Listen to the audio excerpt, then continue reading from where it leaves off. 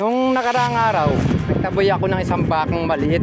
Yung pangalawang araw po, ang tinaboy ko naman ay dalawang kalabaw na malalaki. Ngayon po, ang itataboy ko naman ay dalawang brown, isang puti. Nag-aakay pa po sila. Dumami dito. Ito yung delikado yung mga ganito eh. Kasi sa hapon, dito sila kumakain. Dito sa eryang ito. Pagdating ng gabi, umaahon sa taas, kinakain yung mga halaman namin. Dapat ito, mga tinatali. Kasi nakakaabala na mga nakakaprovisyo sa aming mga halaman. Bukod doon, provisyo sila sa daan namin dito. Tumatay sila.